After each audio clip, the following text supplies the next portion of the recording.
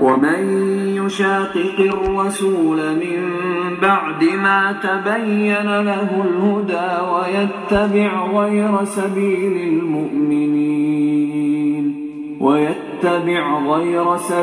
المؤمنين نوله ما تولى ونصله جهنم وساءت مصيرا نحمده ونصلي على رسوله الكريم بسم الله الرحمن الرحيم السلام عليكم ورحمة الله وبركاته رب اشرح لي صدري ويسر لي أمري واحلل عقدة من لساني يفقهوا قولي ربي زدني علما আমাদের জীবন থেকে কোরআন এবং সুন্নাহর ম্যাক্সিমাম জিনিস আমাদের জীবন থেকে হারিয়ে গেছে। কারণ হলো, এক হলো আমরা প্র্যাকটিস করি না, দুই আমরা পড়াশোনা করি না, তিন আমরা অমুসলিমদেরকে অনুসরণ করার জন্যে চেষ্টা করতেছি। এটা আমি নিজে সহ। কারণ কি, আত্মীয়তার সম্পর্কটা আমাদের একটা বড় জিনিস। এরকম আরও অনেক জিনিস এক এক করে বলা যাবে। যেমন আমরা হালাল হারামকে এখন পার্থক্য করতে চাই না। সুদ ঘুষের অনেকেই আমরা এটাকে তেমন কিছু মনে করি না। আমাদের মধ্যে নিজেদের আমল, নিজেদের ভবিষ্যৎ কোরআন এবং সুন্নাহ ভিত্তিক হবে, এটা আমরা চিন্তা করি না। এবং একটা সময় ছিল যখন আমরা কোরআন এবং সুন্নাহর সমাজে ব্যাপক প্রচলন ছিল। আমাদের মতো যাদের বয়স, তারা আমরা মনে করতে পারবো ইনশাআল্লাহ যে আজ থেকে 50 বছর আগে অথবা 45 বছর আগে সমাজটা এরকম ছিল না। সমাজে মায়া, মমতা, ভালোবাসা, আত্মীয়তার সম্পর্ক, মানুষের প্রতি ধার দেনা দেওয়া, মানুষের সুবিধা দেখা, কেউ কোনো সমস্যা হলে তার সমস্যায় মানুষ ব্যথিত হইতো। কিন্তু আজকাল এগুলো আর দেখা যায় না। আমরা নিজেরা সেলফিশ হয়ে গেছি। কারণ আমাদের লোভ লালসা অনেক ঢুকে গেছে এবং আমরা পরকালমুখী না, আমরা দুনিয়ামুখী হয়ে গেছি। যেটা আল্লাহ কোরআনে সূরা নাজিয়াতের মধ্যে বলছে, এরকম আরও অনেক সূরার মধ্যে আসছে। তো এগুলা কেন হয়েছে? কারণ একটি, আমরা কোরআন এবং সুন্নাহকে ছেড়ে দিছি, যার জন্যে আমরা কোরআন এবং সুন্নাহ থেকে অনেক দূরে সরে গেছি। এর ফলে কি হয়েছে? সমাজে সমস্যা, পরিবারের সমস্যা, এবং আমাদের পরিবারে আজকাল ডিভোর্স বেড়ে গেছে। ছেলেমেয়েরা কথা শুনে না, অথবা স্বামী স্ত্রী দুজনের সাথে অনেক ভালো মিল নাই, কেউ কারোকে কেয়ার করি না। কারণ কি? কারণ হলো, আল্লাহ এবং তার রাসূল সাল্লাল্লাহু আলাইহি ওয়াসাল্লাম যেভাবে আমাদেরকে থাকতে বলছিলেন, আমরা ওই পথ ছেড়ে দিয়ে আমরা মনে করতেছি যে অন্য কোনো পথে আমরা এর চেয়ে ভালো থাকতে পারবো। কিন্তু ব্যাপারটা হিতে বিপরীত হয়ে গেছে। আজকে দেখেন, আমরা we are living for our selves. আমরা এতটাই সেলফিশ হয়ে গেছি। কোনো আত্মীয় স্বজনের যদি কোনো কষ্টের খবর শুনি, সেটা আমাদের গায়ে একটু খারাপ লাগে না। এটা কেন হয়েছে? এটা কারণ হয়েছে যে আমরা কোরআন এবং সুন্নাহকে ছেড়ে দিছি। তো এটার একটা বড় পার্ট হচ্ছে আত্মীয়তার সম্পর্ক। এখন আমরা সবাই সুন্দর স্বাস্থ্য চাই এবং সম্পদ চাই। এটা অনেকেরই হয়ে গেছে, কিন্তু অনেকে হারাম পথে এটা উপার্জন করছে। কিন্তু যারা হারাম পথে উপার্জন করে ফেলছেন বা করতেছেন, তাদের অনেকে শান্তি নেই। এটা দেখা যায় সন্তান কথা শুনে না, নিজের জীবনের অস্থিরতা, পেরেশানি, কাজকামে অনেক সমস্যা, তারপরে টাকা পয়সা থাকলেও সব কিছুর মধ্যে একটা অশান্তি আর অশান্তি, নাই আর নাই। এরকম লোকজন আমি 2-4 জন চিনি না যে তা না। তো এখানে আনাস রাদিয়াল্লাহু থেকে বর্ণিত, রাসূল সাল্লাল্লাহু আলাইহি ওয়াসাল্লাম বলেছেন, যে ব্যক্তি স্বীয় জীবিকা বৃদ্ধি এবং দীর্ঘায়ু কামনা করে, সে যেন আত্মীয় স্বজনের সাথে উত্তম ব্যবহার করে। বুখারী মুসলিমের হাদিস, মিশকাতের হাদিস এটা। তো রাসূল সাল্লাল্লাহু আলাইহি ওয়াসাল্লাম বলতেছেন, যদি কেউ কোনো জীবিকা বৃদ্ধি চায় এবং দীর্ঘায়ু কামনা করে, অন্যান্য হাদিস বর্ণনায় আসছে যে সুস্বাস্থ্য কামনা করে, ধন সম্পদ বৃদ্ধি পায়, সে যেন আত্মীয়র সাথে উত্তম সম্পর্ক করে, তাদের সাথে ভালো ব্যবহার করা, তাদের খোঁজ খবর নেওয়া, তাদের সাথে আসা যাওয়া করা, তাদের খাবার খাওয়ানো, তাদের কোনো সমস্যা থাকলে সমস্যা মেটানোর চেষ্টা করা। এগুলো সমাজ থেকে এখন উঠে গেছে।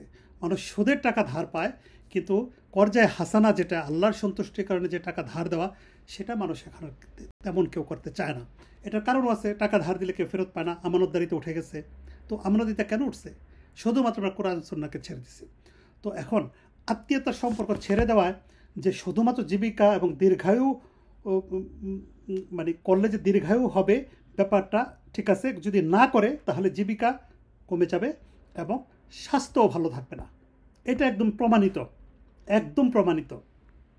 আচ্ছা, আত্মীয়তার সম্পর্ক ছেড়ে দেওয়ার মানে সবচেয়ে বড় কুফলটা কোনটা? জুবায়ের ইবনে মুতঈম রাদিয়াল্লাহু থেকে বর্ণিত, রাসূল সাল্লাল্লাহু আলাইহি ওয়াসাল্লাম বলেছেন, আত্মীয়তার সম্পর্ক ছিন্নকারী জান্নাতে প্রবেশ করবে না। বুখারীর হাদিস, মুসলিম বুখারীর হাদিস, মিশকাতের হাদিস। তো এখন দুনিয়াতে যদি আত্মীয়তার সম্পর্ক ছিন্ন করে, যাদের টাকা পয়সা হয়ে গেছে বা পাওয়ার আছে অথবা হোয়াটএভার, বেশিরভাগই তো মানুষ যাদের টাকা পয়সা হয়ে যায় তারা গরিব আত্মীয়স্বজনের সাথে সম্পর্কটা রাখতে চায় না, বা সম্পর্কটা এখন টাকা পয়সা ভিত্তিক হয়ে গেছে। যার টাকা পয়সা লেনদেন বেশি বা যাকে গিফট করতে পারতেছে তাদের সাথে সম্পর্ক টিকে যাচ্ছে, আর যারা এটা করতেছেন না তাদের সাথে সম্পর্ক টিকতেছে না। তো এখন দুনিয়াতে হয়তো কেউ কিছুই হবে না যদি কেউ কারোর সাথে সম্পর্ক নেয়, কিন্তু আখেরাতে জান্নাত হবে না। এটা কে বলছে?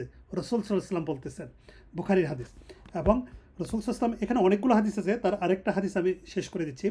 আবু হুরায়রা রাদিয়াল্লাহু আনহু বলেন, রাসূল সাল্লাল্লাহু আলাইহি ওয়াসাল্লাম বলেছে, রেহম বা সদাচরণ শব্দটি রহমান থেকে নির্গত। এই কারণে আল্লাহ তাআলা বলেন, হে সদাচরণ, তোমাকে যে ব্যক্তি গ্রহণ করবে আমি তাকে গ্রহণ করব, আর যে ব্যক্তি তোমাকে ত্যাগ করবে আমি তাকে ত্যাগ করব। এই হাদিসে আল্লাহ তাআলা সদাচরণকে সম্বোধন করবেন, সদাচরণ তোমাকে যে গ্রহণ করবে আমি তাকে গ্রহণ করব, আর যে ব্যক্তি মানুষের সাথে ভালো আচরণ করবে তার প্রতি দয়া করব, আর যার আচরণ ভালো নয় আমি তাকে দয়া করব না। এখন আল্লাহর যদি দয়া না থাকে, আপনি বিশ্বাস করেন আল্লাহর কসম, আল্লাহ রহমান হিসেবে অনেক রিজিক দেবেন আমাদেরকে, অনেক টাকা পয়সা দেবেন, এটা অ্যাজ ইউজুয়াল কাফেরদেরকে যেভাবে দিছে তার চেয়ে বড় সম্পদশালী হয়ে যেতে পারবে, কিন্তু আল্লাহকে রহিম রূপে পাবো না, হাসরের মাঠে পাবো না। কারণ আল্লাহর অবাধ্যচারী যারা, তাদের উপরে আল্লাহ রহম করবেন না। তাহলে এখন যদি দুনিয়া এবং আখিরাতে যদি আল্লাহ যদি আমাদেরকে বলেন যে আমি তোমাকে গ্রহণ করব না, তোমাকে ত্যাগ করলাম, জান্নাতে যাওয়া সম্ভব? জান্নাতের মালিক আল্লাহ সুবহানাহু ওয়া তাআলা। আল্লাহর অনুমতি ছাড়া হাসরের মাঠে কেউ কোনো টু শব্দ করার কোনো সুযোগ পাবে না। তাহলে আত্মীয়তার সম্পর্ক যে জোড়া লাগাবে তার জায়গা জান্নাত পর্যন্ত, পৃথিবীতে এটাকে শেষ না। আর আমাদের মধ্যে যারা এটা ভেঙে ফেলবো বা কেটে ফেলবো বা নষ্ট করে ফেলবো হাসরের মাঠে, এবং রাসূল সাল্লাল্লাহু আলাইহি ওয়াসাল্লাম বলতেছে আত্মীয়তার সম্পর্ক ছিন্নকারী জান্নাতে প্রবেশ করবে, জান্নাতে যাওয়া হবে না।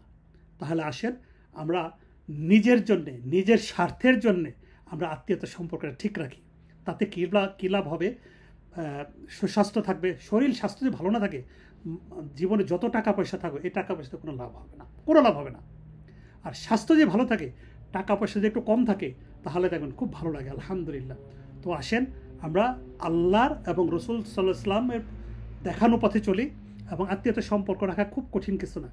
যদি এখন কঠিন হয়ে গেছে যে মানুষ টাকা পয়সা চায়, যাদের টাকা পয়সা আছে, অথবা টাকা পয়সা ছাড়া সম্পর্ক রাখা যাচ্ছে না, কারো বাসায় গেলে কথা বলতে চায় না, অথবা কেউ ভালো মতো ব্যবহার করে না বাসায় গেল, তো তারপরেও আমরা একটু ফোন করতে পারি, একটু টেক্সট করতে পারি, অথবা মাঝে মাঝে একটু সালাম দিতে পারি। যদি এটা ব্যাপারটা কঠিন, এখানে আরও অনেক হাদিস আছে যেগুলো হয়তো অন্য কোনো এক সময় আমরা উল্লেখ করবো ইনশাআল্লাহ। তো আসেন ভাই, কোরআন এবং সুন্নাহ অনুযায়ী চলি, জীবনকে সুন্দর মতো গড়ি, দুনিয়া এবং আখিরাতে শান্তি পাই। এবং আল্লাহ কোরআনে কি বলছে? রব্বানা আতিনা ফিদ দুনিয়া হাসানাতা ওয়া ফিল আখিরাতি হাসানাতা ওয়া কিনা আযাবান্নার। রব্বানা আতিনা ফিদ দুনিয়া হাসানা, আল্লাহ দুনিয়ার হাসানা দাও। তাহলে দুনিয়ার হাসানার জন্যে আমাদেরকে আত্মীয়তার সম্পর্ক রাখতে হবে। আত্মীয়তার সম্পর্ক যদি না করি, দুনিয়া টাকা পয়সা এবং স্বাস্থ্য দুইটাই খুব ইম্পর্টেন্ট। আমাদের টাকা পয়সা যেরকম ইম্পর্টেন্ট, স্বাস্থ্যটাও খুব ইম্পর্টেন্ট। টাকা পয়সা না থাকলে, স্বাস্থ্য থাকলে জীবন চালানো যায়, আর যদি টাকা পয়সা থাকে, স্বাস্থ্য যদি না থাকে, জীবন কিন্তু চলবে না। বিছনায় শুয়ে কারো জীবন খুব সুখকর হয় না, যারা অসুস্থ মানুষ। তো আসেন, এক কথা অনেকবার বললাম, বারবার বললাম, অনেকবার রিপিট করলাম, এবং এই 1400 বছর আগের এই হাদিস আমাদের সারা জীবনই রিপিট করতে হবে, বারবারই বলতে হবে। এটার মধ্যে আমাদের জীবন, এটার মধ্যে আমাদের মুক্তি, এটার মধ্যে আমাদের জান্নাতে যাওয়ার পথ, এটার মধ্যে আমাদের সমাজ সংসার সব টিকে থাকবে। আসেন আমরা যদি এই হাদিসটাও ঠিক রাখতে পারি, তাহলে আমাদের জীবন কেমন সুন্দর হবে। দেখেন, আত্মীয়স্বজন যদি বাসায় আসে, ছেলেমেয়েরা দেখবে, তাহলে তারা শিখতেছে যে আত্মীয়তার সাথে ভালো ব্যবহার করতে হয়, এবং ছেলেমেয়েরা শিখবে যে আমি যখন মরে যাব তারাও তখন আত্মীয়তার সাথে সম্পর্ক ঠিক রাখবে। তাহলে ব্যাপারগুলা শুধুমাত্র আমার মধ্যে সীমাবদ্ধ না, আমার সন্তানেরাও শিখতেছে। এবং রাসূল সাল্লাল্লাহু আলাইহি ওয়াসাল্লাম বলতেছে জীবিকা বাড়বেই, যেহেতু আল্লাহ রাসূল সাল্লাল্লাহু আলাইহি ওয়াসাল্লাম বলছে, এবং হায়াত বাড়বেই, সুস্বাস্থ্য হায়াত বাড়বে। তো সুতরাং এটা মিস হওয়ার কোনো কারণ নেই ইনশাআল্লাহ। তো আসেন আমরা আত্মীয়তার সাথে সম্পর্ক ঠিক রাখি, বেশি বেশি তাদের সাথে যোগাযোগ রাখি, তাদেরকে উপকার করার চেষ্টা করি। যদি উপকার করতে নাও পারি, পাশে যেন বসে থাকে এরকম করে হাত ধরে। সুবহানাকা ওয়া বিহামদিকা আশহাদু আল্লা ইলাহা ইল্লা আনতা আস্তাগফিরুকা ওয়া আতুবু ইলাইক। আসসালামু আলাইকুম ওয়া রাহমাতুল্লাহি ওয়া বারাকাতুহু।